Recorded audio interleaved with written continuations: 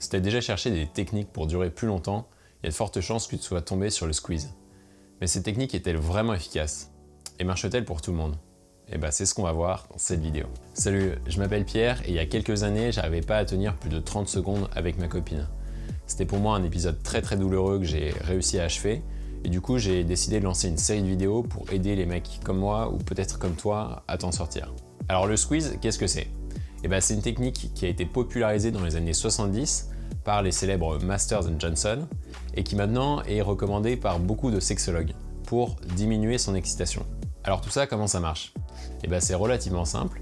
Dès que tu ressens la sensation d'éminence éjaculatoire, l'idée c'est de serrer ton pénis comme ça pour faire redescendre l'excitation. En pratique, il faut le serrer entre l'index et le pouce à la base du gland pendant une dizaine de secondes. L'érection diminuera en intensité, tout comme l'excitation sexuelle. Et dans la méthode traditionnelle, c'est la femme qui appuie, en fait, pour que l'homme puisse lâcher prise totalement. Mais moi, je recommande pas forcément ça, parce qu'en fait, c'est très peu pratique, et je recommande plutôt de le faire soi-même. Alors, dans les faits, est-ce que la technique est efficace?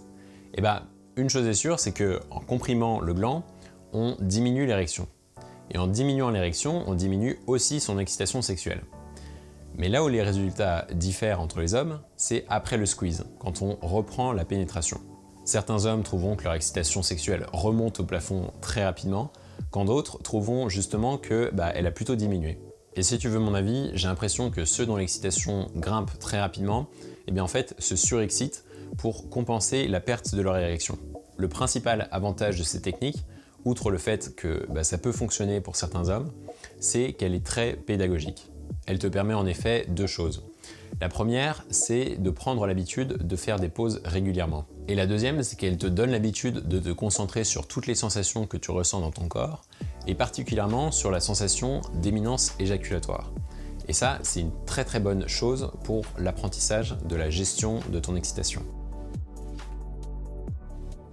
Bon, il y a quand même quelques inconvénients, comme par exemple celui de devoir se retirer à chaque fois.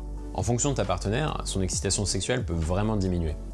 Elle peut ressentir un sentiment de manque ou d'abandon qui est assez amer.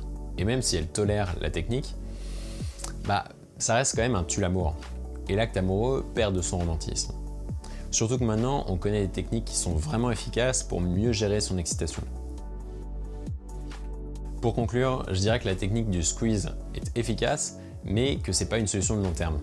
Notamment parce qu'elle ne permet pas de vraiment gérer son excitation et qu'en plus, elle peut diminuer le plaisir sexuel féminin. Bon, personnellement, moi c'est une technique qui m'a beaucoup aidé au début parce que je sentais que j'avais un moyen de secours si les choses dérapaient. C'est un peu comme un baudrier en escalade. C'est encombrant, on n'a pas trop envie de le porter, mais au cas où, ça peut être utile. Alors moi j'espère que cette vidéo t'a été utile. Sur ce, moi je te dis bon courage et à la prochaine. Si tu veux savoir comment passer de 30 secondes à 30 minutes au lit, je te recommande vivement de télécharger le guide juste en bas dans la description. Abonne-toi si ce n'est pas déjà fait et lâche un petit like si tu as kiffé la vidéo. Le but de la chaîne, c'est de donner les meilleurs conseils aux éjaculateurs précoces pour qu'ils reprennent enfin le contrôle sur leur vie sexuelle.